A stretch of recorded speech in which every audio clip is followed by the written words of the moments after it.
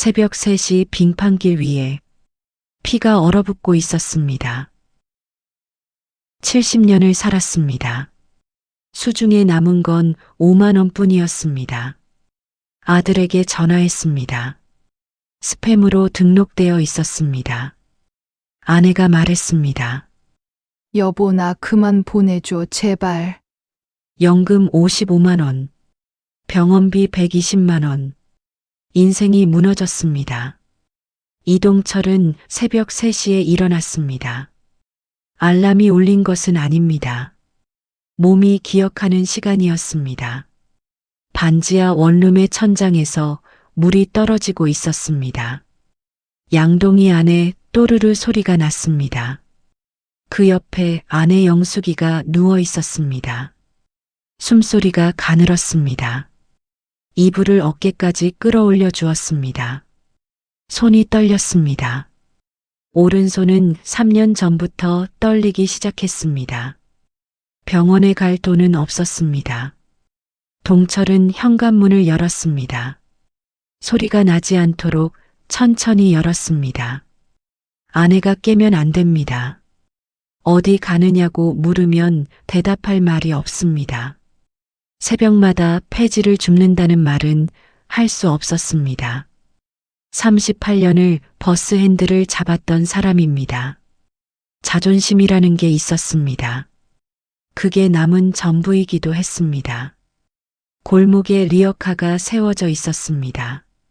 어젯밤에 묶어둔 그대로였습니다. 바퀴에 기름을 치지 못해서 소리가 났습니다. 기익. 골목 전체에 울렸습니다. 동철은 이를 악물었습니다. 아무도 듣지 않기를 바랐습니다. 이 골목에서 30년을 살았습니다. 아는 사람이 많았습니다. 그 사람들이 이 소리를 들으면 안 됩니다. 이동철이 폐지를 줍는다는 걸 알면 안 됩니다. 빙판이었습니다. 어젯밤에 눈이 내렸고 새벽에 얼어붙었습니다. 왼쪽 무릎에 인공관절이 들어 있었습니다. 의사가 말했습니다. 무리하면 안 된다고. 무리하지 않으면 아내 병원비를 낼 수 없었습니다. 선택지가 없었습니다. 한 발 한 발 조심스럽게 걸었습니다. 리어카 손잡이를 잡은 손이 빨갛게 얼었습니다. 장갑은 작년 겨울에 찢어졌습니다. 새 장갑을 살 돈으로 아내 약을 샀습니다. 첫 번째 수거 지점은 아파트 단지 뒤편이었습니다. 재활용 분리수거함 옆에 박스가 쌓여 있었습니다. 동철은 허리를 숙여 박스를 펼쳤습니다. 허리에서 소리가 났습니다. 디스크 수술을 4번 받은 허리였습니다. 숙일 때마다 전기가 오는 것 같았습니다. 이를 악물고 박스를 리어카에 실었습니다. 1장, 2장, 3장. 폐지 1kg에 70원이었습니다.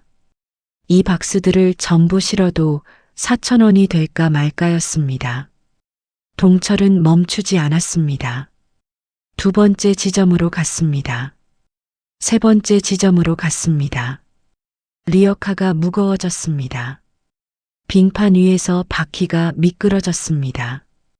동철이 손잡이를 놓칠 뻔했습니다. 왼쪽 무릎이 꺾였습니다. 통증이 올라왔습니다. 참았습니다. 참는 것은 잘했습니다. 70년을 그렇게 살아왔습니다. 4번째 지점에서 동철은 아는 사람을 만났습니다. 옛날 같은 노선을 달리던 후배 기사였습니다. 지금은 택시를 몰고 있었습니다. 새벽 손님을 태우고 가다가 골목에 차를 세운 것이었습니다. 동철은 모자를 눌러 썼습니다. 고개를 돌렸습니다. 리어카 뒤에 몸을 숨겼습니다. 후배가 못 알아보기를 빌었습니다. 후배의 택시가 지나갔습니다. 동철은 그제야 숨을 내쉬었습니다. 하늘이 밝아오기 시작했습니다. 새벽 5시 반이었습니다.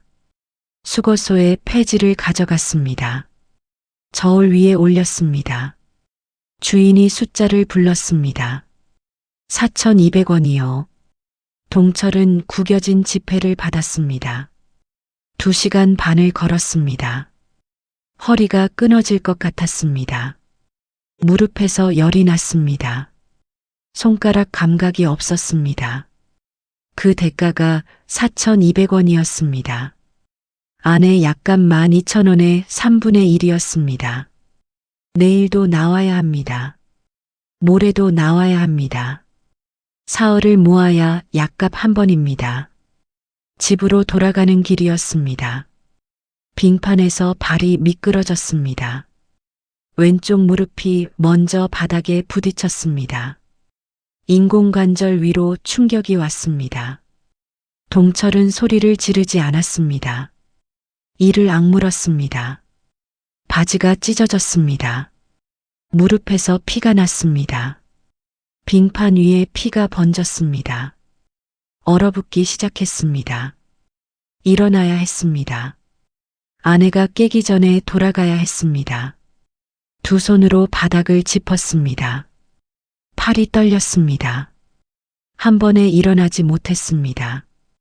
두 번째 시도에서 겨우 몸을 세웠습니다. 바지 무릎 부분이 빨갛게 젖어 있었습니다.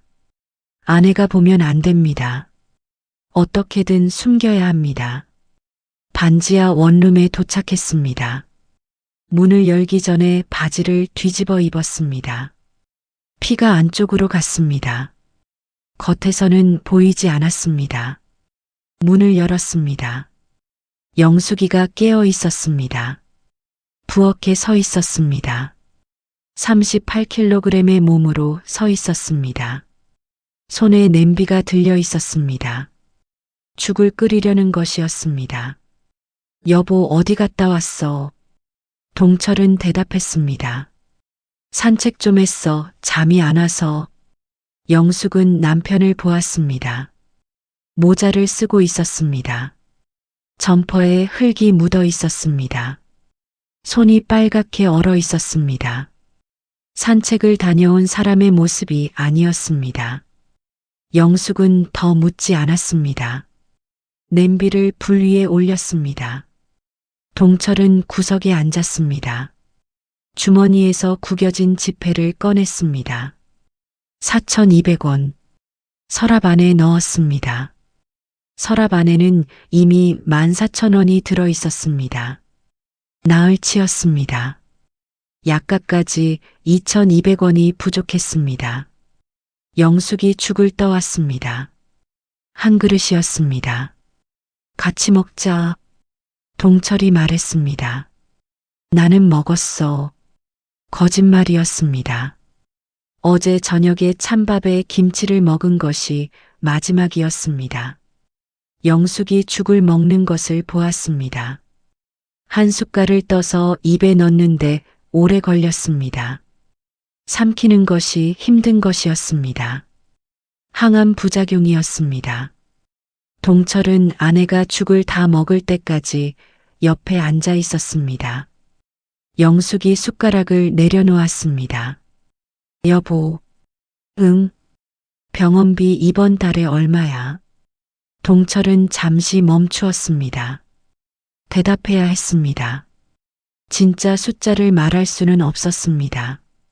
걱정 마, 다 있어. 120만 원이었습니다. 연금 55만 원에서 월세 30만 원, 공과금 8만 원, 아내 처방약 12만 원을 빼면 5만 원이 남았습니다.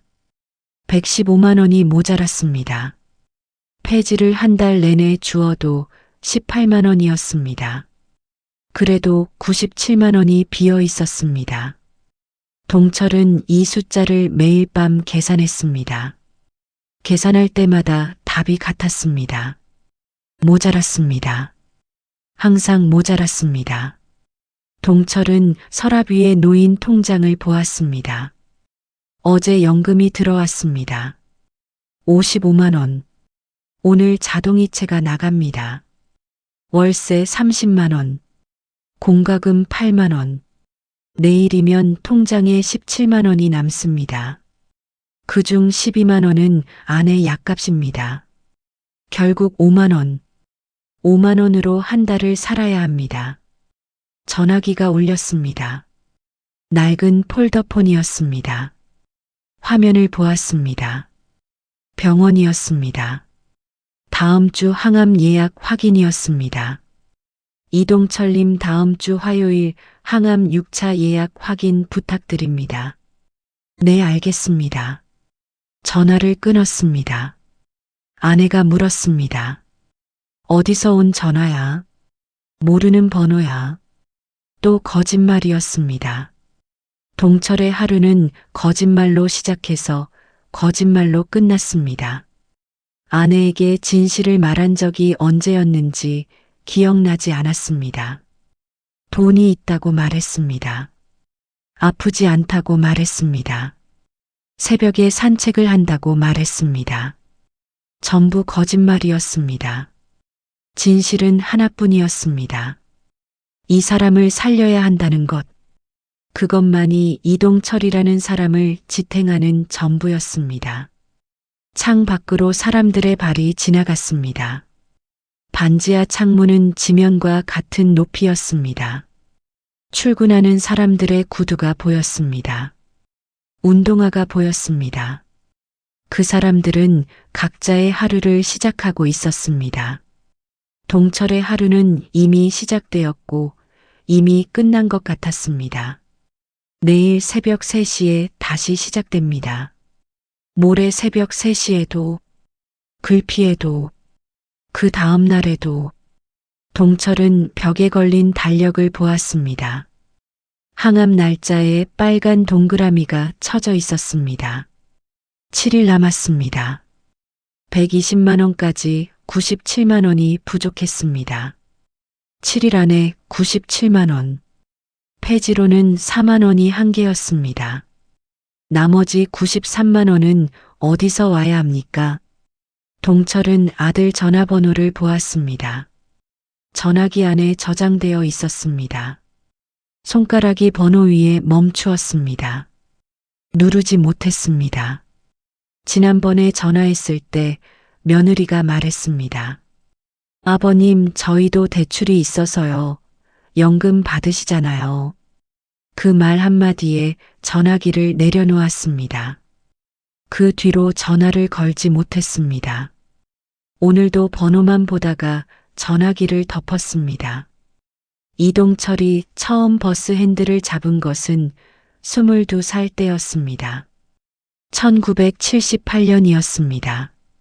면접을 보러 가는 날 어머니가 말했습니다. 동철아, 사람 태우는 일이다. 조심해라. 네, 어머니. 그것이 38년의 시작이었습니다. 첫 노선은 261번이었습니다. 종점에서 종점까지 왕복 2시간이 걸렸습니다. 하루에 4번을 왕복했습니다. 8시간 동안 핸들을 놓지 않았습니다. 손바닥에 굳은 살이 박혔습니다. 그 굳은 살은 50년이 지난 지금도 남아 있습니다. 첫 월급을 받은 날이었습니다. 봉투에 담겨 있었습니다. 12만 원이었습니다. 동철은 봉투를 뜯지 않고 집으로 가져갔습니다.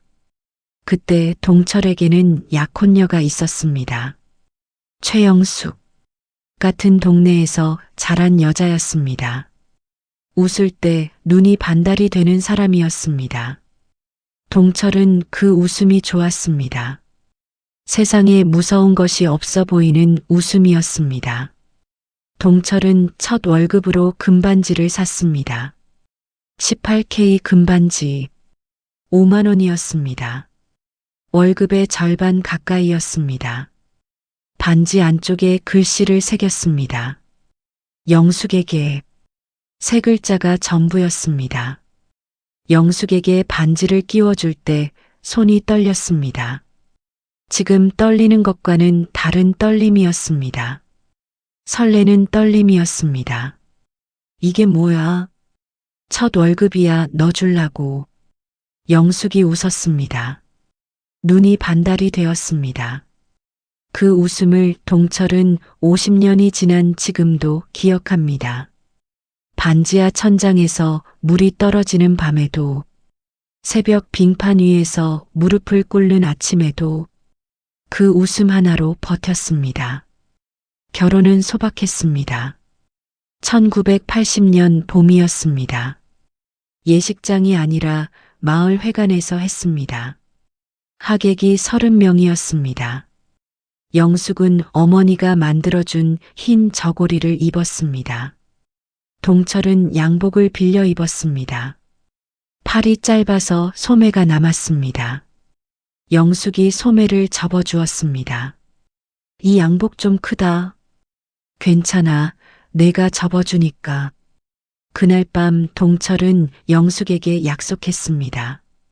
평생 고생 안 시키겠다고, 맛있는 것 먹이겠다고, 좋은 집에서 살게 해주겠다고, 전부 지키지 못한 약속이었습니다. 그때는 몰랐습니다. 약속을 지키는 것이 이렇게 어려운 일인 줄 몰랐습니다. 아들 승재가 태어난 것은 1982년이었습니다. 동철은 그날도 버스를 몰고 있었습니다. 오후 3시에 무전이 왔습니다. 아내가 병원에 갔다고. 동철은 노선을 끝까지 마치고 병원에 갔습니다. 중간에 내릴 수 없었습니다. 승객이 타고 있었습니다. 사람을 태우는 일이었습니다. 어머니가 말했습니다. 조심하라고. 병원에 도착했을 때 아들은 이미 태어나 있었습니다. 영숙이 말했습니다. 늦었네. 미안해, 손님이 있어서. 영숙은 웃었습니다. 화내지 않았습니다. 그 사람은 원래 그런 사람이었습니다. 화를 내야 할 때도 웃는 사람이었습니다. 동철은 그게 고마웠고 동시에 미안했습니다. 아들을 안았습니다. 3kg이 채 안 되는 아이였습니다. 눈을 감고 있었습니다. 코가 영숙을 닮았습니다. 동철은 그 작은 얼굴을 보면서 생각했습니다. 이 아이에게는 고생을 시키지 말아야겠다고. 내가 겪은 것을 겪게 하면 안 된다고. 3년 뒤에 딸 수연이가 태어났습니다. 영숙이 둘째는 딸이었으면 좋겠다고 했습니다. 소원대로 딸이었습니다. 수연이는 태어날 때부터 울음이 많았습니다. 밤마다 울었습니다. 동철이 안아서 재웠습니다. 새벽까지 거실을 돌았습니다. 아침이면 버스를 몰아야 했습니다. 잠을 못 자도 핸들을 잡으면 괜찮았습니다. 사람을 태우고 있으면 졸면 안 됩니다. 책임이 있었습니다. 그 시절에 돈은 늘 부족했습니다. 하지만 부족한 대로 행복했습니다. 월급날이면 영숙이 시장에서 고기를 사왔습니다. 아이들이 좋아했습니다. 승재가 고기를 집어 영숙 입에 넣어 주었습니다. 엄마 이거 먹어. 우리 아들. 수연이는 아직 젓가락을 못 잡아서 손으로 집었습니다. 영숙이 수연이 손을 닦아주면서 웃었습니다. 동철은 그 모습을 보면서 밥을 먹었습니다. 반찬이 김치밖에 없어도 그 식탁이 좋았습니다. 아이들이 크면서 돈이 더 필요했습니다.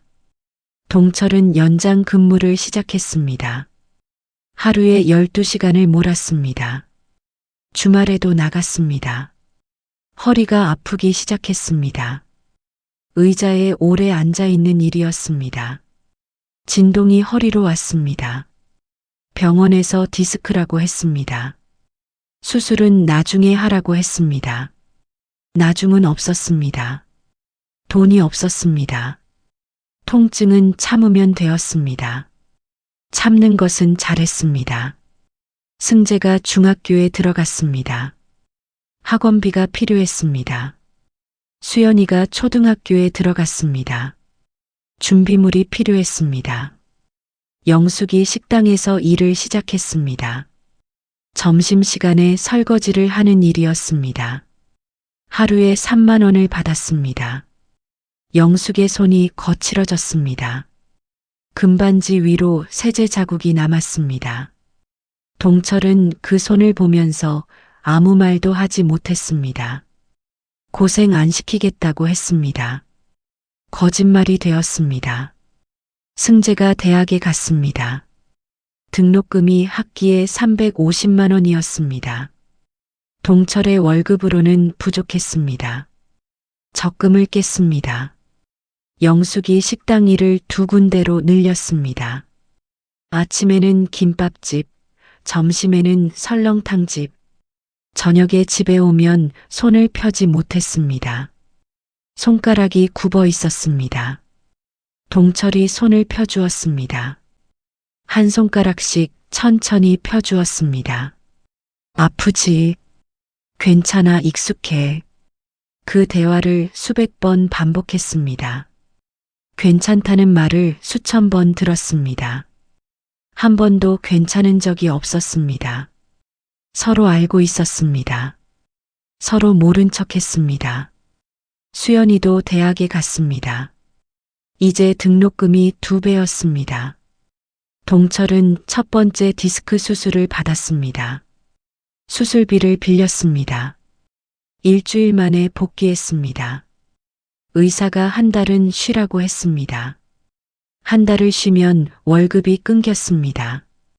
월급이 끊기면 아이들 등록금을 낼 수 없었습니다. 핸들을 잡으면 허리에 전기가 왔습니다. 참았습니다. 국민연금 납부 고지서가 매달 왔습니다. 동철은 알고 있었습니다. 내야 한다는 것을. 하지만 등록금을 내고 나면 남는 돈이 없었습니다. 이번 달만, 다음 달만, 그 다음 달도, 이번 달만이 10년이 되었습니다. 20년이 되었습니다. 연금 납부 기간이 부족했습니다. 나중에 받을 수 있는 금액은 줄어들고 있었습니다. 동철은 알고 있었지만 아이들 앞에서 연금은 순위가 아니었습니다. 아이들이 먼저였습니다. 항상 아이들이 먼저였습니다. 2016년이었습니다. 동철은 60살이 되었습니다. 정년이었습니다. 38년 동안 핸들을 잡았습니다. 사고 한 번 없었습니다. 그것이 동철의 자부심이었습니다. 퇴직식이 있었습니다. 운수회사 회의실에서 했습니다. 케이크 하나와 꽃다발 하나가 놓여 있었습니다. 동료 4명이 왔습니다. 가족은 오지 않았습니다. 승재에게 전화했지만 회의가 있다고 했습니다. 수연이는 이미 결혼해서 시댁에 가 있었습니다. 영숙은 식당 일이 있었습니다. 동철은 혼자 케이크를 잘랐습니다. 꽃다발을 받았습니다. 사진을 찍었습니다. 38년의 마지막이 그것이었습니다. 집에 돌아와서 봉투를 열었습니다. 퇴직금이 들어 있었습니다. 2,300만 원이었습니다. 38년의 값이었습니다. 적다고 생각하지 않았습니다. 이 돈이면 한동안 괜찮겠다고 생각했습니다. 연금도 나온다고 했습니다. 국민연금공단에서 통지서가 왔습니다. 월 예상 수령액 55만 원. 동철은 그 숫자를 3번 읽었습니다. 55만 원. 38년 동안 일했는데 55만 원이었습니다. 납부 기간이 부족해서 그렇다고 적혀 있었습니다. 아이들 등록금을 내느라 빠진 달이 많았습니다. 그 빠진 달들이 모여서 55만 원이 되었습니다. 동철은 통지서를 접어 서랍에 넣었습니다. 괜찮다고 생각했습니다. 영숙과 둘이 아끼면 된다고 생각했습니다. 아이들이 장성했으니 이제 부담이 없을 거라고 생각했습니다. 틀렸습니다. 같은 달이었습니다. 영숙이 배가 아프다고 했습니다. 처음에는 그냥 체한 것이라고 했습니다. 일주일이 지나도 낫지 않았습니다. 병원에 갔습니다. 검사를 했습니다. 결과가 나왔습니다. 대장암 3기. 의사가 말했습니다. 수술이 필요하다고, 수술 후에 항암이 필요하다고, 비용을 물었습니다. 수술비만 2천만 원이라고 했습니다. 동철은 의사 앞에서 아무 표정도 짓지 않았습니다. 복도에 나와서 벽에 등을 기댔습니다. 퇴직금 2,300만 원, 수술비 2천만 원, 남는 돈 300만 원. 항암 비용은 어디서 나옵니까? 영숙에게 말했습니다. 수술하면 나을 수 있대. 얼마나 든대? 괜찮아, 퇴직금이 있잖아. 영숙이 물었습니다. 그 돈 쓰면 우리는 뭘로 살아? 동철은 대답했습니다. 연금이 있어. 55만 원 나와. 그때는 55만 원이면 충분하다고 생각했습니다. 둘이 아끼면 된다고 생각했습니다. 수술을 했습니다. 퇴직금 2천만 원이 나갔습니다. 300만 원이 남았습니다. 수술은 성공이었습니다. 하지만 의사가 말했습니다. 전이 가능성이 있다고, 항암을 해야 한다고. 항암 한 회에 80만 원이었습니다. 보험 적용 후 본인 부담금이 그 정도였습니다. 교통비와 약값을 합치면 한 달에 100만 원이 넘었습니다. 연금 55만 원으로는 불가능한 숫자였습니다. 동철은 아들에게 전화했습니다. 승재는 그때 이미 대기업에 다니고 있었습니다. 결혼도 했습니다. 승재야, 엄마가 아파서 그러는데 아빠 얼마나 필요해? 한 달에 50만 원만 도와줄 수 있겠나? 승재가 잠시 말이 없었습니다. 옆에서 며느리 목소리가 들렸습니다. 뭐라고 하는지 정확히는 들리지 않았습니다. 승재가 다시 말했습니다. 아빠, 일단 20만 원은 보낼게. 50은 좀 힘들어. 20만 원이라도 고마웠습니다. 동철은 그렇게 말했습니다. 고맙다, 아들아. 그 20만 원이 매달 들어왔습니다. 처음 넉 달은 5번째 달부터 15만 원이 되었습니다. 6번째 달에 10만 원이 되었습니다. 7번째 달에 보내주겠다는 문자만 왔습니다. 8번째 달에는 문자도 없었습니다. 동철은 전화하지 않았습니다. 아들도 사정이 있을 거라고 생각했습니다. 대출이 있다고 했습니다. 아파트를 샀다고 했습니다. 아들 사정이 나쁜 것이라고 믿고 싶었습니다. 그렇게 믿어야 견딜 수 있었습니다. 수연이에게도 전화했습니다. 수연이는 울었습니다. 아빠, 미안해. 나도 지금 힘들어. 수연이 남편이 사업을 한다고 했습니다. 잘 안 된다고 했습니다. 동철은 말했습니다. 괜찮다. 아빠가 알아서 할게. 울지 마라. 전화를 끊고 동철은 벽을 보았습니다. 55만 원으로 어떻게 100만 원을 만들 수 있습니까? 답이 없었습니다. 300만 원 남은 퇴직금을 조금씩 썼습니다. 석 달이 지나자 100만 원이 남았습니다. 넉 달이 지나자 잔고가 0이 되었습니다. 항암은 계속되어야 했습니다. 영숙의 상태가 좋아지지 않았습니다. 3기에서 4기로 전이되었습니다. 간으로 번졌습니다. 의사가 말했습니다. 항암을 멈추면 안 된다고. 비용이 올랐습니다. 월 120만 원이 되었습니다. 동철은 그 숫자 앞에서 한참을 앉아 있었습니다. 그때 폐지 수거를 시작했습니다. 새벽에 나가면 아무도 모릅니다.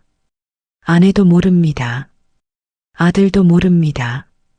아무도 모르는 사이에 돈을 모을 수 있었습니다. 하루 4,000원, 한 달 18만 원. 턱없이 부족했지만 그것이라도 하지 않으면 아무것도 할 수 없었습니다. 추석이었습니다. 동철은 아들에게 전화했습니다. 오랜만이었습니다. 직접 거는 것은 석 달 만이었습니다. 신호가 갔습니다. 한 번, 두 번, 세 번, 네 번, 다섯 번, 여섯 번, 일곱 번, 여덟 번, 끊겼습니다. 다시 걸었습니다. 이번에는 두 번 만에 끊겼습니다. 다시 걸었습니다. 이번에는 한 번도 울리지 않고 끊겼습니다. 동철은 전화기를 내려다보았습니다. 화면에 아들 이름이 떠 있었습니다. 승재. 그 두 글자를 한참 보았습니다. 무슨 뜻인지 알고 있었습니다. 일부러 끄는 것입니다. 아버지 전화를 보고 끄는 것입니다. 1시간 뒤에 다시 걸었습니다. 이번에는 받았습니다. 며느리 목소리였습니다. 네, 아버님. 승재 좀 바꿔다오. 지금 안 계세요. 추석인데 어디 갔나? 며느리가 잠시 말이 없었습니다. 뒤에서 텔레비전 소리가 들렸습니다. 아이 웃음소리도 들렸습니다. 승재가 집에 있다는 뜻이었습니다. 아버님, 무슨 일이세요? 엄마 병원비가 좀 모자라서 그런다. 며느리의 목소리가 달라졌습니다. 톤이 낮아졌습니다. 사무적이 되었습니다. 아버님, 저희도 대출이 있어서요. 이번 달에 이자만 270만 원이에요. 연금 받으시잖아요. 55만 원으로 병원비 120만 원을 어떻게 내겠나? 며느리가 대답했습니다. 그건 저희가 어떻게 해드릴 수가 없어요. 저희도 생활이 있으니까요. 동철은 아무 말도 하지 못했습니다. 전화를 끊었습니다. 끊고 나서 전화기를 식탁 위에 내려놓았습니다. 손이 떨렸습니다. 오른손이 아니라 왼손이 떨렸습니다. 분노 때문이었습니다. 대출 이자 270만 원. 12억짜리 아파트의 대출 이자가 270만 원이었습니다. 며느리가 그 숫자를 말했습니다. 아버지의 병원비 120만 원보다 자기 집 대출 이자가 더 크다는 뜻이었습니다. 크기의 문제가 아니었습니다. 순서의 문제였습니다. 아파트가 먼저입니까? 어머니가 먼저입니까? 동철은 그 질문을 입 밖으로 내지 못했습니다. 물어봤자 답을 알고 있었습니다. 딸에게 전화했습니다. 수연이가 받았습니다. 아빠, 수연아. 목소리만 들어도 알 수 있었습니다. 수연이가 울고 있었습니다. 또 울고 있었습니다. 동철은 돈 이야기를 꺼내려다가 멈추었습니다. 왜 울어? 아빠, 나 이혼했어. 동철의 손에서 전화기가 미끄러질 뻔했습니다. 뭐라고? 남편이 도박을 했어. 빚이 8천만 원이야. 나 몰래 다 만들었어. 동철은 한참 말이 없었습니다. 수연이가 계속 말했습니다. 지금 애 데리고 고시원에 있어. 편의점에서 일해. 아빠 미안해. 나도 보내줄 돈이 없어. 동철이 말했습니다. 괜찮다. 아빠는 괜찮다. 너 먼저 챙겨라. 전화를 끊었습니다. 부엌에 영숙이 서 있었습니다. 전화 내용을 다 들은 것이었습니다. 영숙의 눈이 빨갛게 되어 있었습니다. 수연이가 이혼했대. 동철이 고개를 끄덕였습니다. 승재는 뭐래? 동철은 대답하지 않았습니다. 대답할 수 없었습니다. 아들이 전화를 안 받는다는 말을 아내에게 할 수 없었습니다. 며느리가 거절했다는 말을 할 수 없었습니다. 알아서 한다고 하더라. 또 거짓말이었습니다. 영숙은 알고 있었을 것입니다. 남편이 거짓말을 하고 있다는 것을. 하지만 묻지 않았습니다. 부부 사이에 묻지 않는 것이 배려가 되는 순간이 있습니다. 이것이 그 순간이었습니다. 밤이었습니다. 영숙이 잠든 후에 동철은 가계부를 펼쳤습니다. 빨간 숫자뿐이었습니다. 수입은 연금 55만 원과 폐지 18만 원, 합계 73만 원.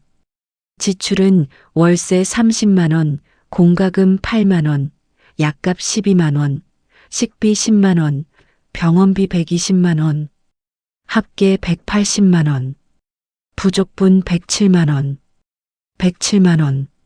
매달 107만 원이 빈 구멍이었습니다. 메울 방법이 없었습니다. 동철은 가계부를 덮었습니다. 불을 껐습니다. 천장에서 물이 떨어지는 소리가 들렸습니다. 양동이의 또르르. 그 소리를 들으며 눈을 감았습니다. 잠은 오지 않았습니다. 새벽 3시까지 깨어 있어야 합니다. 리어카를 끌러 나가야 합니다. 동철은 어둠 속에서 생각했습니다. 어디서 틀어진 것인지, 뭘 잘못한 것인지. 38년을 한 번도 쉬지 않고 일했습니다. 사고 한 번 없었습니다. 아이들 등록금을 냈습니다. 아내를 먹였습니다. 술 한잔 안 했습니다. 도박 한 번 안 했습니다. 성실하게 살았습니다. 그런데 70이 되어 빙판에서 폐지를 줍고 있습니다. 어디서 틀어진 것입니까? 대답이 없었습니다. 영숙이 잠결에 기침을 했습니다. 가슴 깊은 곳에서 올라오는 기침이었습니다. 동철이 등을 쓸어주었습니다. 영숙이 다시 잠들었습니다. 동철의 손이 아내 등 위에 머물러 있었습니다. 이 사람의 등이 이렇게 얇았습니까? 뼈가 만져졌습니다. 갈비뼈가 하나하나 셀 수 있었습니다. 38kg의 등이었습니다. 동철은 결심했습니다. 어떻게든 구해야 합니다. 방법은 하나밖에 없었습니다. 아들에게 직접 가는 것입니다. 전화가 아니라 얼굴을 보고 말하는 것입니다. 70년을 살면서 아들에게 찾아가서 돈을 달라고 한 적은 한 번도 없었습니다. 그것을 해야 할 때가 온 것입니다. 폐지 수거를 시작한 지 넉 달이 되었습니다. 몸이 적응된 것이 아니었습니다. 매일 같은 통증이었습니다. 허리, 무릎, 손가락, 어깨, 아프지 않은 곳이 없었습니다. 적응한 것은 수치심이었습니다. 처음에는 모자를 눌러 쓰고 고개를 숙였습니다. 아는 사람을 만날까봐 심장이 뛰었습니다. 넉 달이 지나자 심장이 뛰지 않았습니다. 수치심도 닳는 것이었습니다. 새벽 3시에 나갔습니다. 첫 번째 수거 지점에서 박스를 실었습니다. 두 번째 지점으로 가는 길이었습니다. 어둠 속에서 누군가 걸어오고 있었습니다. 동철은 모자를 눌러 썼습니다. 습관이었습니다. 그 사람이 가까워졌습니다. 가로등 아래에서 얼굴이 보였습니다. 김 기사. 261번 노선에서 20년을 같이 달린 후배 기사였습니다. 지금은 개인 택시를 몰고 있다고 들었습니다. 김 기사가 택시를 세우고 골목으로 들어온 것이었습니다. 소변을 보러 온 것 같았습니다. 동철은 리어카 뒤에 몸을 숨겼습니다. 숨을 참았습니다. 김 기사가 볼일을 보고 돌아갔습니다. 택시 문이 닫히는 소리가 들렸습니다. 엔진 소리가 멀어졌습니다. 동철은 그제야 숨을 내쉬었습니다. 이게 뭐 하는 짓입니까? 리어카 뒤에 숨어서 숨을 참는 70세 노인. 38년을 핸들을 잡았던 사람이 261번의 이동철이 폐지 리어카 뒤에 숨어 있습니다. 동철은 웃었습니다. 웃음이 나왔습니다. 하지만 눈에서는 물기가 번졌습니다. 다시 리어카를 끌었습니다. 세 번째 지점, 네 번째 지점, 다섯 번째 지점, 손이 갈라졌습니다. 동상이 시작되고 있었습니다. 손가락 끝이 검게 변하고 있었습니다. 장갑을 사야 했습니다. 장갑 한 켤레 5,000원. 그 5,000원이 없었습니다. 수거소에 도착했습니다. 오늘은 양이 많았습니다. 저울 위에 올렸습니다. 5,300원이요. 평소보다 1,000원이 더 나왔습니다. 동철은 그 1,000원이 기뻤습니다. 1,000원이 기쁜 사람이 되었습니다. 38년을 일해서 퇴직금 2,300만 원을 받았던 사람이 지금은 1,000원에 기뻐합니다. 집으로 돌아오는 길이었습니다. 편의점 앞을 지나갔습니다. 유리창 안에 알바 모집 전단이 붙어 있었습니다. 야간 알바. 밤 10시부터 아침 6시. 시급 12,000원. 동철은 멈추었습니다. 계산을 했습니다. 8시간에 96,000원. 한 달이면 280만 원. 280만 원이면 병원비를 내고도 남았습니다. 하지만 불가능했습니다. 밤 10시부터 아침 6시까지 일하면 새벽에 폐지를 주울 수 없습니다. 그리고 낮에는 아내를 돌봐야 합니다. 하루가 24시간입니다. 잠잘 시간이 없습니다. 70세의 몸이 그것을 버틸 수 없습니다. 동철은 전단을 한참 보다가 돌아섰습니다. 세 발자국을 걸었습니다. 멈추었습니다. 다시 돌아왔습니다. 전단을 다시 보았습니다. 야간 알바 12,000원, 280만 원. 안에 들어갔습니다. 점장이 카운터 뒤에 있었습니다. 40대 후반으로 보이는 남자였습니다. 저기 야간 알바 아직 뽑습니까? 점장이 동철을 위아래로 보았습니다. 흰머리, 주름, 지팡이 대신 짚는 왼쪽 다리. 점장의 표정이 망설임이었습니다. 어르신 연세가 어떻게? 70입니다. 점장이 잠시 말이 없었습니다. 일이 좀 힘든데 괜찮으시겠어요? 괜찮습니다. 점장이 고개를 끄덕였습니다. 다음 주부터 나오라고 했습니다. 동철은 고개를 숙여 인사했습니다. 편의점을 나왔습니다. 하늘이 밝아오고 있었습니다. 동철은 계산을 다시 했습니다. 편의점 야간 알바 280만 원, 연금 55만 원, 폐지 18만 원, 합계 353만 원, 지출 180만 원을 빼면 173만 원이 남았습니다. 처음으로 숫자가 플러스였습니다. 하지만 대가가 있었습니다. 잠을 자지 않는 것이 대가였습니다. 밤 10시에 편의점에 출근합니다. 아침 6시에 퇴근합니다. 집에 돌아와서 아내를 돌봅니다. 병원에 갑니다. 오후에 2~3시간 잠을 잡니다.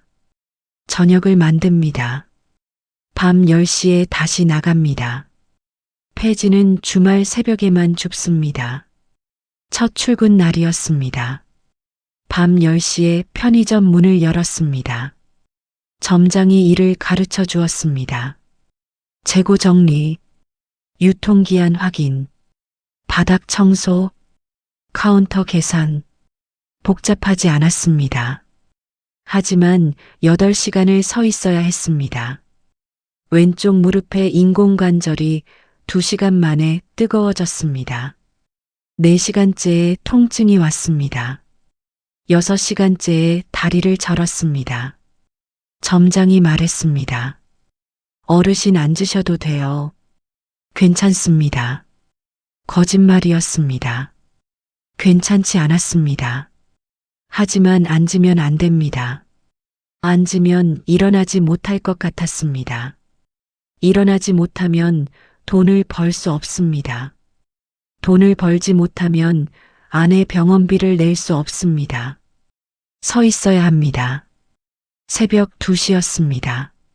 손님이 없었습니다.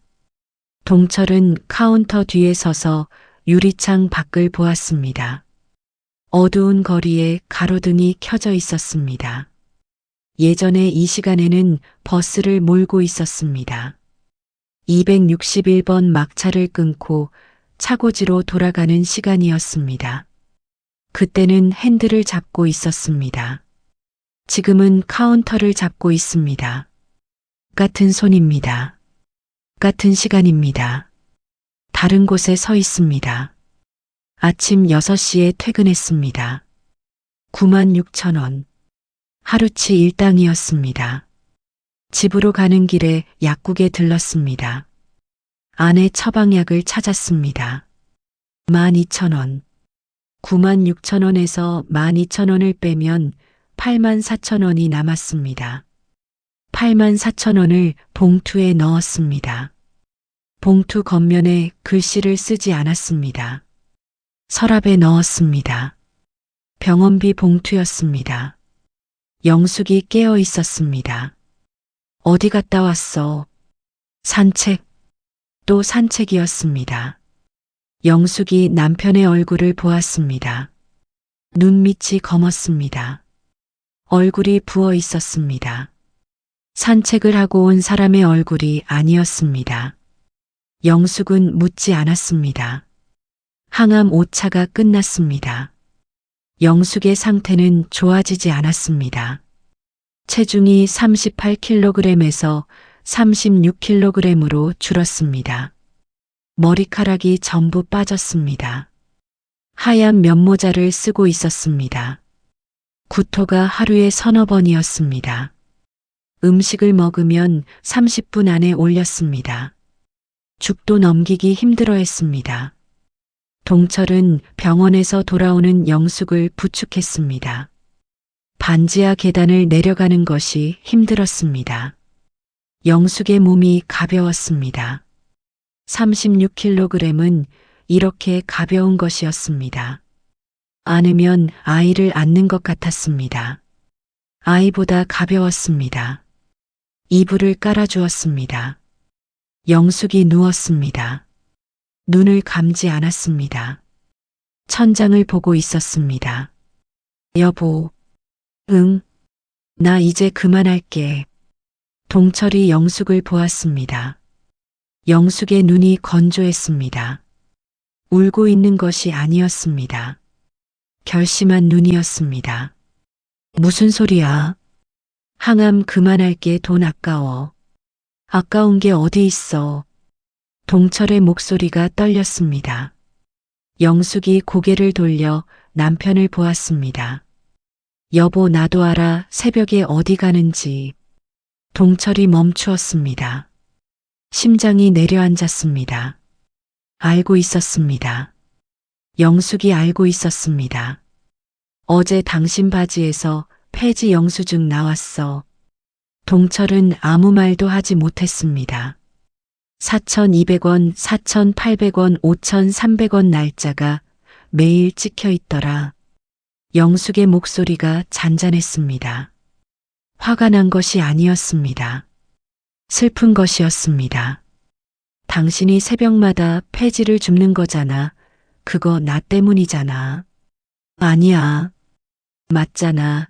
내 병원비 때문에 70 먹은 사람이 새벽에 리어카를 끌고 다니잖아. 동철이 말했습니다. 그런 거 아니야. 운동 삼아 하는 거야. 영숙이 웃었습니다. 웃음이라고 하기엔 너무 슬픈 표정이었습니다. 여보, 거짓말도 이제 힘들지. 동철은 대답하지 못했습니다. 영숙이 계속 말했습니다. 편의점에서도 일하지. 나 다 알아. 동철의 눈이 커졌습니다. 그것도 알고 있었습니다. 지난번에 당신 잠꼬대에서 나왔어. 유통기한 확인이라고 하더라.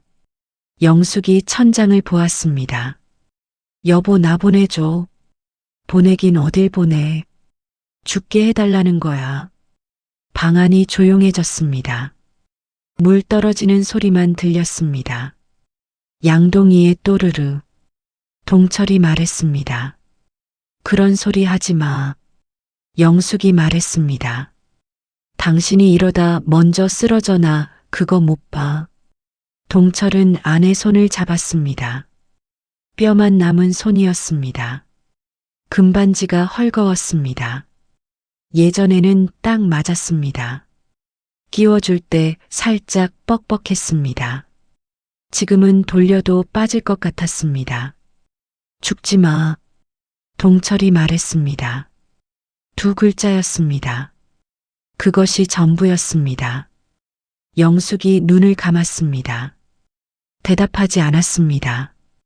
동철은 아내 손을 놓지 않았습니다. 한참이 지났습니다. 영숙이 잠들었습니다. 동철은 손을 놓지 않은 채 옆에 앉아 있었습니다. 시계가 밤 9시를 가리키고 있었습니다.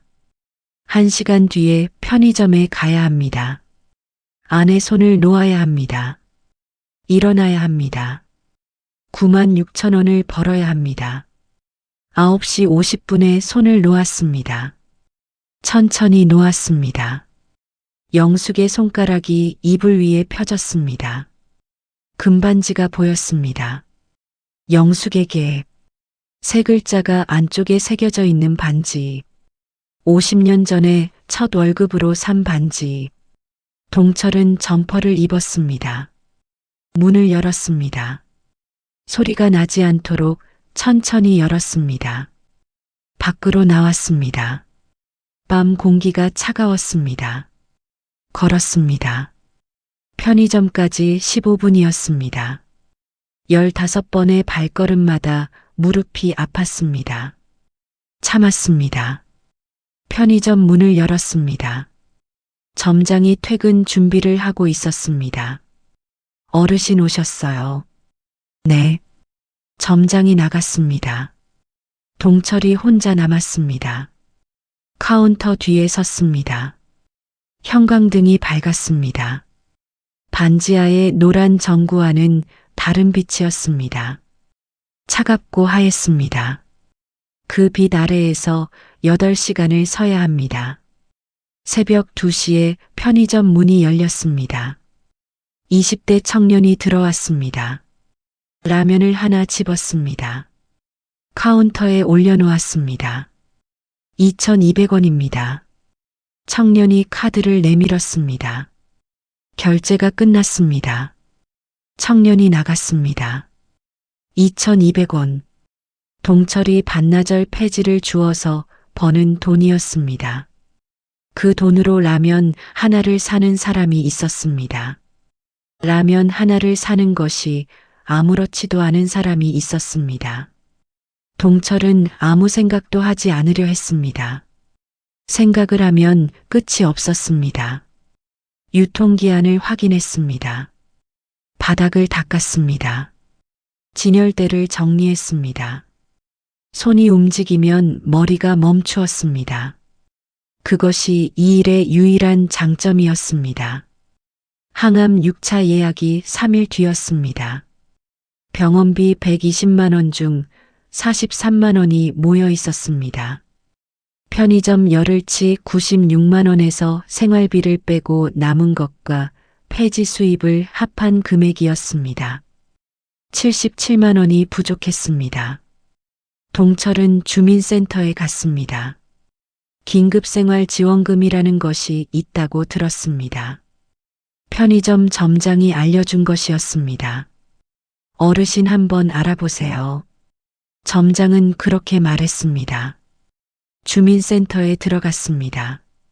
번호표를 뽑았습니다. 32번이었습니다. 플라스틱 의자에 앉았습니다. 무릎이 아팠습니다. 앉으니까 더 아팠습니다. 기다렸습니다.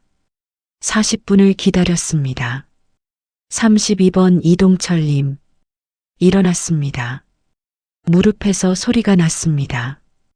창구 앞에 앉았습니다. 30대 남자 공무원이 모니터를 보고 있었습니다. 어떤 일로 오셨습니까? 긴급생활지원금 신청하려고 왔습니다. 내 주민등록번호 확인하겠습니다. 공무원이 키보드를 쳤습니다. 모니터에 정보가 떴습니다. 공무원의 표정이 바뀌었습니다. 이동철님 직계 가족소득 확인이 되는데요. 네. 아드님 이승재님 연소득이 7천만 원으로 확인됩니다. 동철은 아무 말도 하지 못했습니다. 수급 자격이 직계 가족소득 기준 초과로 해당이 안 됩니다. 그 아들한테 한 푼도 못 받습니다. 공무원이 잠시 멈추었습니다. 모니터를 다시 보았습니다. 그리고 말했습니다. 죄송합니다. 규정상 직계 가족 소득이 기준을 넘으면 지원이 불가합니다. 실제 부양 여부와 관계없이 소득 기준으로 판단하게 되어 있습니다. 동철은 의자에서 일어났습니다. 공무원이 말했습니다. 다른 지원 제도도 알아보실 수 있습니다. 복지 상담을. 괜찮습니다. 동철은 돌아섰습니다. 주민센터를 나왔습니다. 밖에 비가 내리고 있었습니다. 우산이 없었습니다. 비를 맞으며 걸었습니다. 아들의 연소득 7천만 원. 그 숫자가 머릿속에서 지워지지 않았습니다. 7천만 원을 버는 아들이 있습니다. 그 아들에게 한 푼도 받지 못합니다. 국가는 그 아들의 소득 때문에 아버지를 도와줄 수 없다고 합니다. 아들은 도와주지 않고 국가도 도와줄 수 없습니다. 그 사이에 70세 노인이 비를 맞고 서 있습니다. 집에 돌아왔습니다. 옷이 젖어 있었습니다. 영숙이 수건을 가져왔습니다. 36kg의 몸으로 수건을 들고 왔습니다. 동철이 말했습니다. 괜찮아, 내가 할게. 어디 갔다 왔어? 동철은 잠시 생각했습니다. 또 거짓말을 해야 합니다. 은행에 다녀왔어. 비가 오는데 우산도 안 가져가고. 깜빡했어. 영숙이 남편 점퍼를 벗겨 빨래줄에 걸었습니다. 점퍼 주머니에서 번호표가 떨어졌습니다. 주민센터 32번. 영숙이 그것을 보았습니다. 주워서 한참 보았습니다. 동철이 돌아보았을 때 영숙은 번호표를 주머니에 다시 넣고 있었습니다. 아무 말도 하지 않았습니다. 밤이었습니다. 동철은 편의점에 출근하기 전에 서랍을 열었습니다. 병원비 봉투를 꺼냈습니다. 43만 원, 77만 원이 부족했습니다. 이틀 뒤가 항암 날이었습니다. 이틀치 편의점 일당은 19만 원, 합쳐도 62만 원, 58만 원이 여전히 비어 있었습니다. 동철은 전화기를 열었습니다. 아들 번호를 눌렀습니다. 신호가 갔습니다. 한 번, 두 번, 세 번, 받지 않았습니다. 자동 응답으로 넘어갔습니다. 동철은 전화기를 덮었습니다. 다시 열었습니다. 문자를 보냈습니다. 한 글자씩 천천히 눌렀습니다. 폴더폰의 작은 버튼이었습니다. 승재야, 엄마 병원비가 부족하다. 50만 원만 보내줄 수 있겠나? 아버지가. 보냈습니다. 읽음 표시가 뜨지 않았습니다. 1시간을 기다렸습니다. 답이 없었습니다.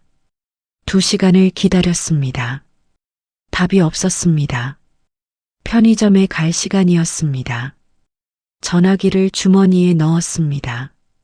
편의점에서 일하는 동안 주머니를 3번 확인했습니다. 답은 없었습니다. 새벽 4시에 확인했습니다. 답이 와 있었습니다. 아빠, 지금 좀 힘든 상황이야. 다음에 얘기하자. 다음. 그 단어가 동철의 눈앞에 멈추어 있었습니다. 다음은 언제입니까? 항암은 모레입니다. 다음이라는 말은 거절이라는 뜻이었습니다. 동철은 전화기를 덮었습니다.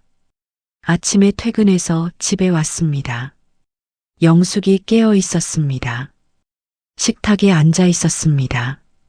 얼굴이 창백했습니다. 밤새 구토를 한 것이었습니다.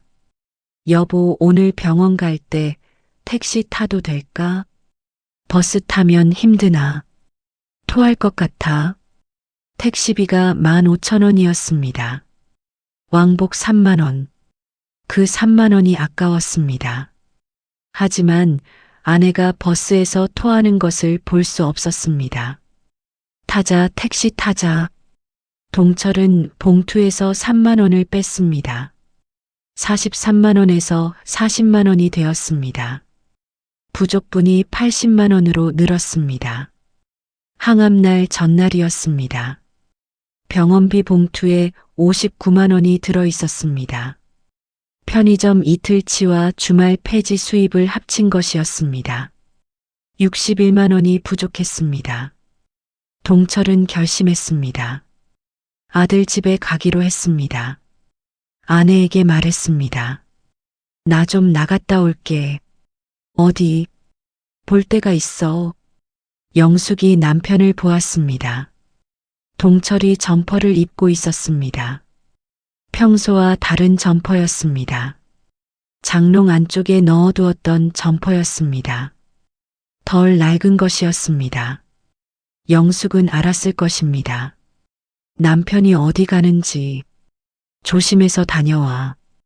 동철은 버스를 탔습니다.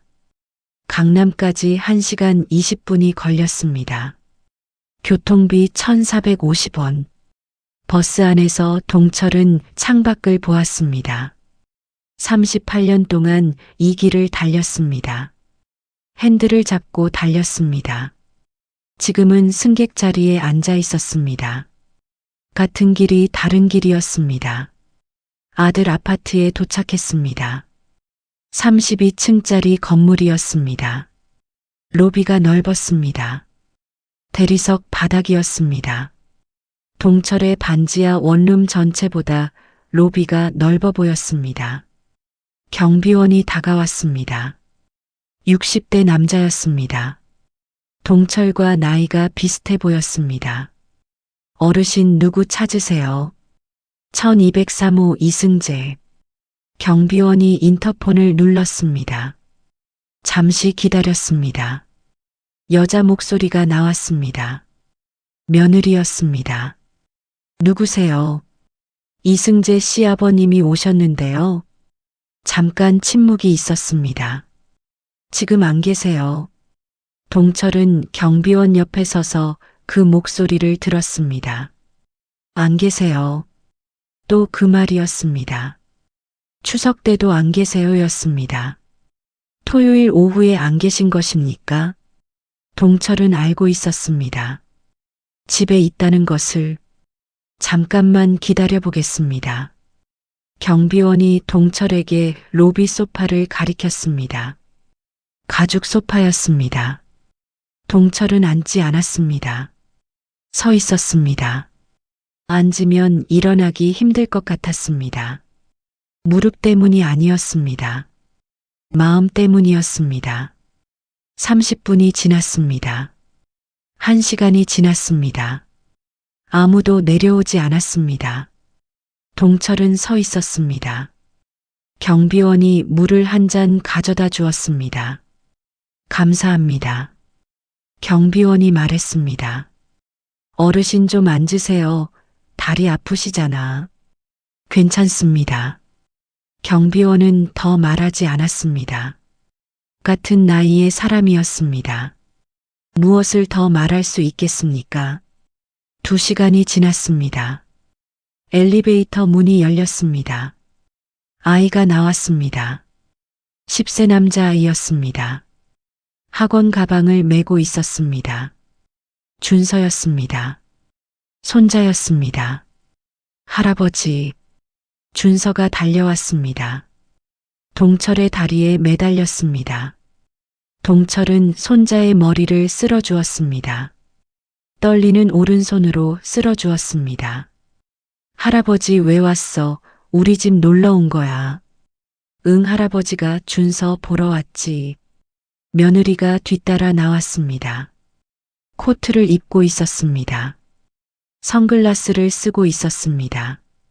로비에서 선글라스를 쓸 이유가 없었습니다. 표정을 숨기려는 것이었습니다.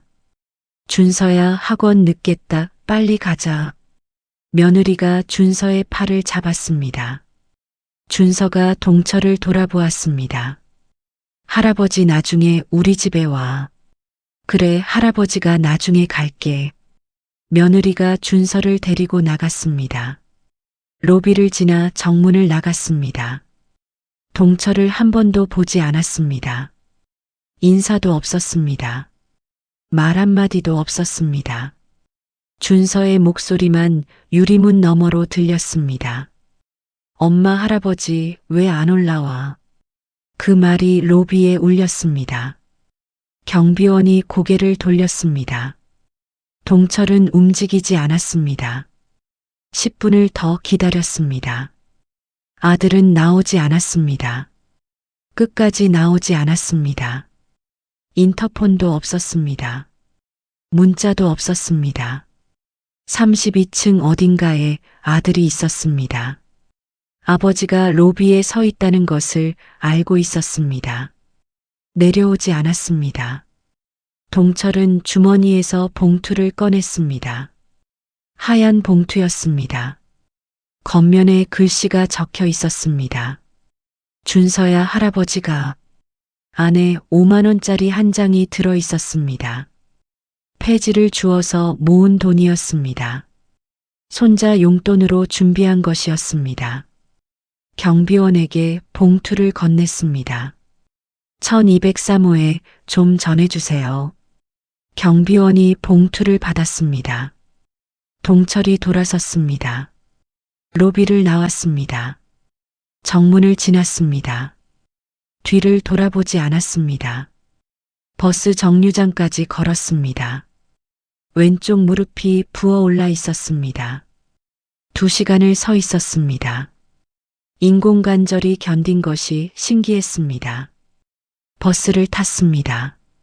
창가 자리에 앉았습니다. 버스가 출발했습니다.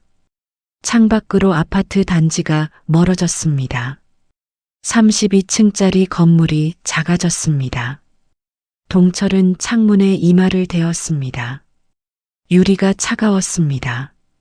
눈을 감았습니다. 병원비 61만 원이 부족합니다. 아들에게 가서 한마디도 하지 못했습니다. 얼굴도 보지 못했습니다. 준서 얼굴만 보았습니다.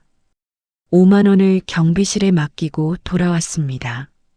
그것이 전부였습니다. 70세 아버지가 아들 집 로비에서 2시간을 서 있다가 얼굴도 못 보고 돌아온 것입니다. 버스 안에서 전화기가 울렸습니다. 화면을 보았습니다. 아들이었습니다.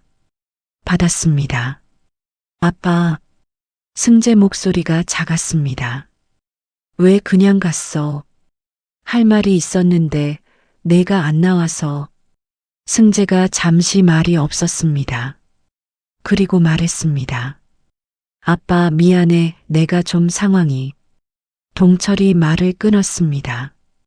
됐다, 괜찮다. 아빠. 전화를 끊었습니다. 끊고 나서 전화기를 무릎 위에 올려놓았습니다. 화면이 꺼졌습니다. 버스가 달렸습니다. 동철은 창밖을 보았습니다. 아무것도 보이지 않았습니다. 눈에 물기가 차 있었기 때문은 아닙니다. 원래 보이지 않는 것이었습니다.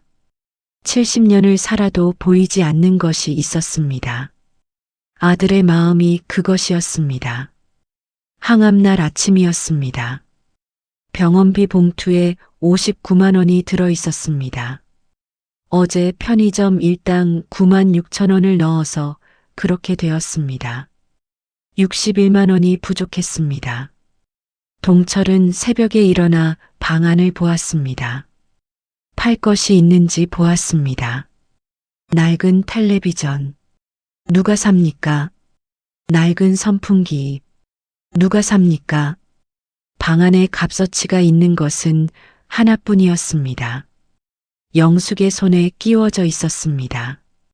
금반지 18K. 50년 전에 첫 월급으로 산 것이었습니다. 영숙에게 세 글자가 안쪽에 새겨져 있었습니다. 동철은 한참 아내 손을 보았습니다. 잠들어 있었습니다. 뼈만 남은 손가락에 반지가 헐겁게 끼워져 있었습니다. 돌리면 빠질 것이었습니다. 동철은 손을 뻗었습니다. 멈추었습니다. 다시 뻗었습니다. 멈추었습니다. 5분이 지났습니다. 동철은 아내 손가락에서 반지를 빼냈습니다. 영숙이 움직이지 않았습니다. 반지가 너무 쉽게 빠졌습니다. 예전에는 빼려면 비눗물을 묻혀야 했습니다. 지금은 그냥 빠졌습니다. 36kg의 손가락이었습니다. 반지를 주머니에 넣었습니다. 집을 나왔습니다. 전당포까지 걸어서 20분이었습니다. 아직 문을 열지 않은 시간이었습니다. 동철은 앞에서 기다렸습니다. 30분을 기다렸습니다. 문이 열렸습니다. 안으로 들어갔습니다. 유리 진열장 안에 시계와 귀금속이 놓여 있었습니다. 주인이 카운터 뒤에 앉아 있었습니다. 동철은 주머니에서 반지를 꺼냈습니다. 카운터 위에 올려놓았습니다. 이거 좀 봐주세요. 주인이 반지를 집었습니다. 루페로 들여다보았습니다. 저울에 올렸습니다. 18K 맞는데 오래됐네요. 흠집도 많고. 얼마 됩니까? 주인이 계산기를 두드렸습니다. 8만 원이요. 동철은 아무 말도 하지 못했습니다. 8만 원. 첫 월급의 절반으로 산 반지가 8만 원이었습니다. 50년 동안 아내 손가락에 끼워져 있던 반지가 8만 원이었습니다. 영숙에게 세 글자의 값이 8만 원이었습니다. 네. 동철은 8만 원을 받았습니다. 10,000원짜리 8장이었습니다. 전당포를 나왔습니다. 봉투에 넣었습니다. 59만 원에 8만 원을 더하면 67만 원이었습니다. 53만 원이 부족했습니다. 8만 원을 보탰지만 여전히 부족했습니다. 병원에 갔습니다. 영숙을 부축하고 버스를 탔습니다. 택시비를 아끼기 위해서였습니다. 영숙이 버스 안에서 3번 구역질을 했습니다. 비닐봉지에 했습니다. 동철이 등을 쓸어주었습니다. 옆자리 사람이 자리를 옮겼습니다. 동철은 그 사람을 원망하지 않았습니다. 원망할 힘이 없었습니다. 병원에 도착했습니다. 원무과에 갔습니다. 번호표를 뽑았습니다. 기다렸습니다. 이동철님, 창구 앞에 앉았습니다. 직원이 모니터를 보았습니다. 오늘 항암 6차 예정이시고 비용이 120만 원인데요. 이전 미납분 38만 원도 있어서 총 158만 원입니다. 동철은 숫자를 들었습니다.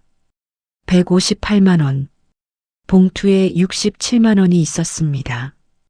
91만 원이 부족했습니다. 오늘 얼마 납부하시겠어요? 동철은 봉투를 꺼냈습니다. 카운터 위에 올려놓았습니다. 67만 원 있습니다. 직원이 봉투를 받았습니다. 지폐를 세었습니다. 구겨진 지폐가 많았습니다. 1,000원짜리도 섞여 있었습니다. 폐지판 돈이 그대로 들어 있었기 때문입니다. 나머지 91만 원은요. 다음에 가져오겠습니다. 직원이 모니터를 보았습니다. 이동철님 미납이 계속 누적되고 계셔서요. 다음 달 15일까지 정리가 안 되시면 치료 스케줄 조정이 될 수 있습니다. 치료 스케줄 조정? 항암을 못하게 될 수 있다는 뜻이었습니다. 동철은 고개를 숙였습니다. 네, 알겠습니다. 영숙과 항암실로 갔습니다. 영숙이 링거를 꽂았습니다. 의자에 앉아 약물이 들어가는 것을 지켜보았습니다. 투명한 액체가 한 방울씩 떨어졌습니다. 한 방울에 얼마입니까? 동철은 그런 생각을 했습니다. 한 방울에 얼마인지 계산할 수 있으면 좋겠다고 생각했습니다. 그러면 한 방울이라도 아까워하지 않을 수 있을 텐데. 영숙이 동철의 손을 잡았습니다. 왼손이었습니다. 반지가 없는 손이었습니다. 여보. 응. 내 반지 어디 갔어? 동철의 심장이 멈추는 것 같았습니다. 아침에 빠진 것을 알았을 때 빼놓고 온 것이라고 말하려 했습니다. 집에 놔뒀어 부었을 때 빠질까봐. 영숙이 자신의 왼손 약지를 보았습니다. 반지 자국이 남아 있었습니다. 50년 동안 끼고 있어서 손가락에 홈이 파여 있었습니다. 반지가 없으니 그 홈이 선명했습니다. 영숙은 더 묻지 않았습니다. 눈을 감았습니다. 약물이 들어가기 시작하면 졸음이 왔습니다. 동철은 아내 손을 잡은 채 앉아 있었습니다. 반지가 있던 자리에 홈을 엄지로 쓸었습니다. 8만 원. 50년이 8만 원이었습니다. 항암이 끝났습니다. 영숙이 휠체어에 앉아 있었습니다. 동철이 밀었습니다. 병원 복도를 걸었습니다. 형광등이 길게 이어져 있었습니다. 복도 끝에 창문이 있었습니다. 해가 지고 있었습니다. 여보, 저기 앉자. 창 앞에 플라스틱 의자 2개가 나란히 놓여 있었습니다. 동철은 영숙을 의자에 앉혔습니다. 옆에 앉았습니다. 창밖으로 하늘이 주황색이었습니다. 구름 사이로 빛이 새어나오고 있었습니다. 영숙이 동철의 점퍼 주머니에 손을 넣었습니다. 동철이 미처 막지 못했습니다. 영숙의 손이 무언가를 잡았습니다. 꺼냈습니다. 작은 종이였습니다. 전당포 영수증이었습니다. 금반지 18K. 8만 원. 날짜가 오늘이었습니다. 영숙이 영수증을 보았습니다. 한참 보았습니다. 동철은 움직이지 못했습니다. 변명을 해야 했습니다. 하지만 입이 열리지 않았습니다. 영숙의 손이 주머니 안을 다시 더듬었습니다. 또 다른 종이들이 있었습니다. 작은 영수증들이었습니다. 1장, 2장, 3장. 계속 나왔습니다. 32장이 나왔습니다. 영숙이 영수증을 1장씩 펼쳤습니다. 폐지 수거 영수증이었습니다. 날짜가 매일 찍혀 있었습니다. 3월 2일, 3월 3일, 3월 4일, 3월 5일. 하루도 빠지지 않았습니다. 금액이 적혀 있었습니다. 4,200원, 3,800원, 5,300원, 4,900원, 4,000원, 3,500원. 영수증이 무릎 위에 펼쳐졌습니다. 32장의 영수증이 영숙의 무릎 위에 놓여 있었습니다. 32일 동안 새벽마다 나간 기록이었습니다. 32번 빙판을 걸은 기록이었습니다. 32번 허리를 숙이고 32번 무릎에 통증을 참은 기록이었습니다. 영숙은 울지 않았습니다. 영수증을 한 장씩 다시 접었습니다. 천천히 접었습니다. 접어서 남편 주머니에 다시 넣었습니다. 한 장도 빠짐없이 넣었습니다. 전당포 영수증도 넣었습니다. 다 넣고 나서 영숙이 동철의 손을 잡았습니다. 오른손이었습니다. 떨리는 손이었습니다.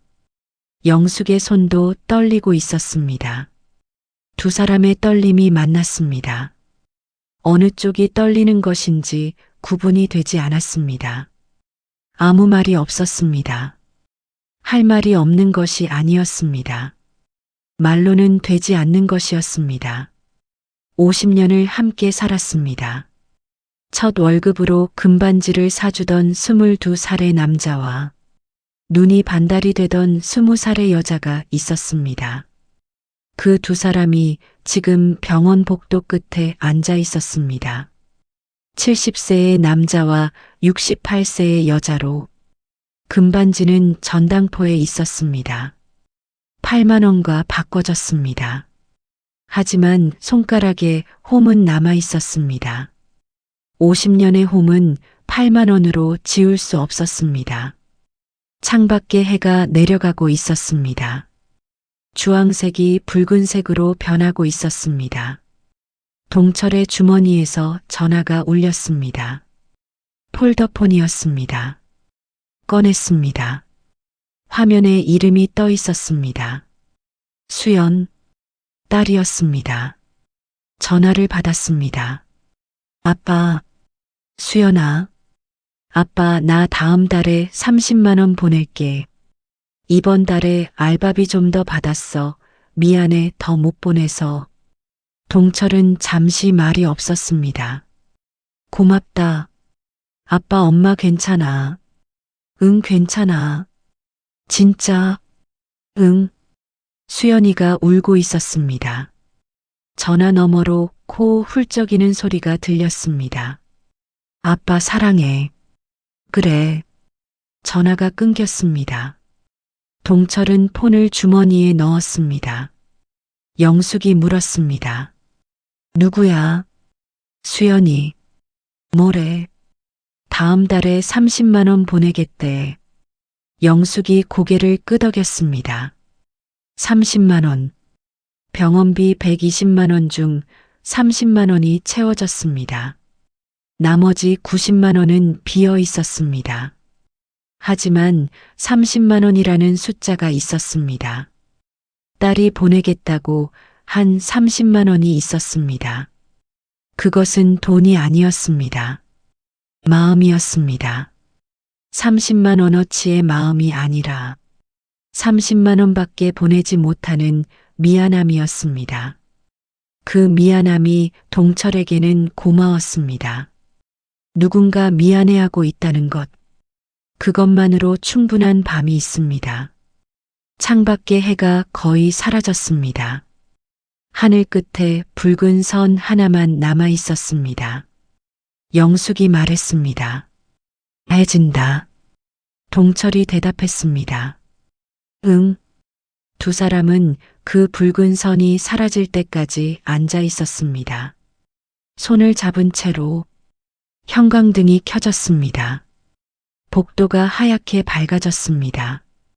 창밖은 어두워졌습니다. 동철은 시계를 보았습니다. 밤 7시였습니다. 3시간 뒤에 편의점에 가야 합니다.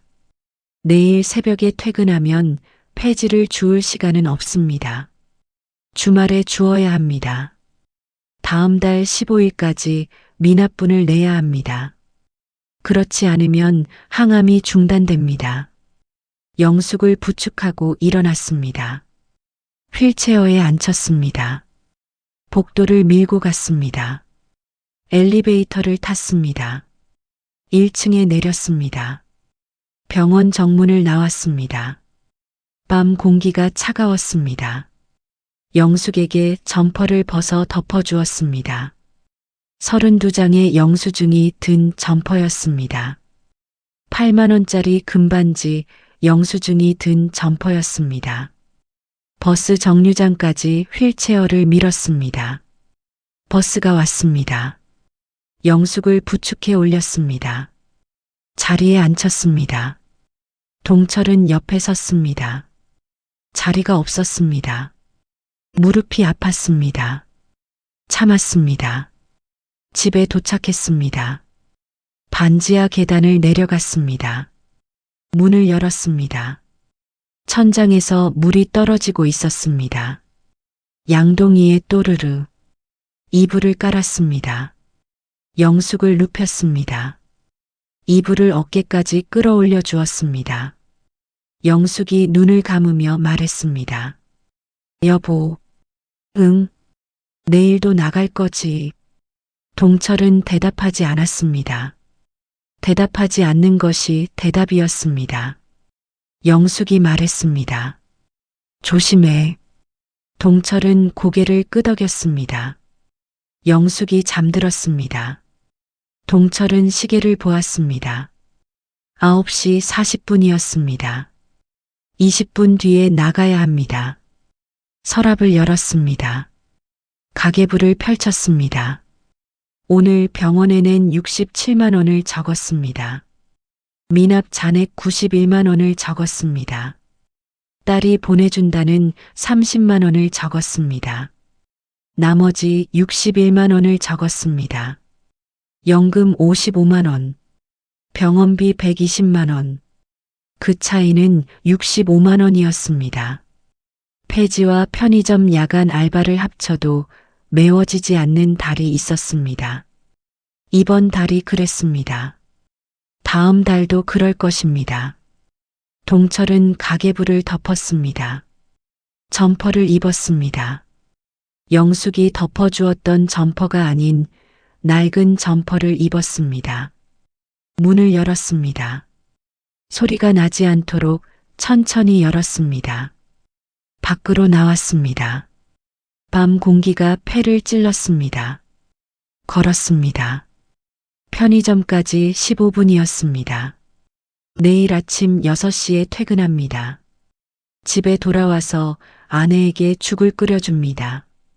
병원 예약을 확인합니다. 오후에 2시간 잠을 잡니다. 저녁을 만듭니다. 밤 10시에 다시 나옵니다. 내일도, 모레도, 그 다음 날도. 이동철은 걸었습니다. 왼쪽 무릎이 아팠습니다. 허리가 아팠습니다. 오른손이 떨렸습니다. 70세의 몸이 비명을 지르고 있었습니다. 그 비명을 듣지 않는 척하며 걸었습니다. 편의점 불빛이 보였습니다. 하얗고 차가운 불빛이었습니다. 문을 열었습니다. 형광등 아래에 섰습니다. 카운터 뒤에 섰습니다. 밤 10시 3분이었습니다. 8시간이 시작되었습니다. 연금 55만 원으로는 아내의 병원비 120만 원을 낼 수 없습니다. 그 차이를 메우기 위해 70세 노인이 밤마다 편의점에 서고 새벽마다 폐지를 줍습니다. 아들의 연소득은 7천만 원이지만 아버지에게 돌아오는 것은 없습니다. 딸의 30만 원이 유일한 온기입니다. 이것이 이동철의 하루입니다. 어제의 하루이고 오늘의 하루이고 내일의 하루입니다. 형광등이 깜빡였습니다. 한번 깜빡이고 다시 켜졌습니다. 동철은 올려다보았습니다. 다시 켜진 불빛 아래에서 8시간을 버틸 것입니다. 내일도 그럴 것입니다. 이 이야기가 마음에 드셨다면 구독, 좋아요 부탁드립니다.